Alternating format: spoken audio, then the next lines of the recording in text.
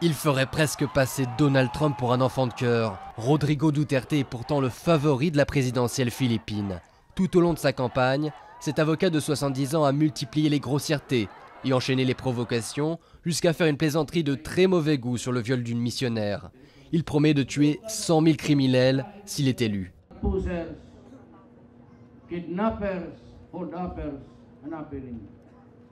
Les dealers, les kidnappeurs, les voleurs, allez les trouver et arrêtez-les. S'ils se défendent violemment, tuez-les tous.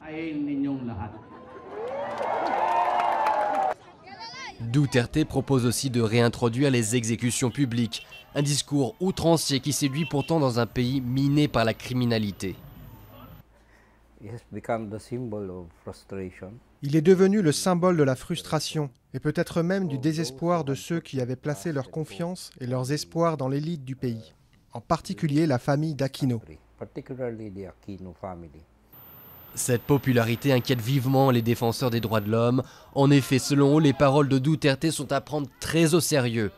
Il a fini par reconnaître l'existence de brigades de la mort, accusées d'avoir fait des centaines de victimes à Davao, l'une des plus grandes villes des Philippines, dont il était maire depuis de longues années. Il serait naïf de penser qu'il s'agit juste de rhétorique. Il serait naïf d'estimer qu'il s'agit juste d'une mise en scène de campagne électorale, parce que dans le passé, il a fait ce qu'il a dit. Rodrigo Duterte est favori pour succéder à Benigno Aquino. Dans un pays à 80% catholique, même ses insultes à l'égard du pape n'ont pas fait fléchir sa popularité.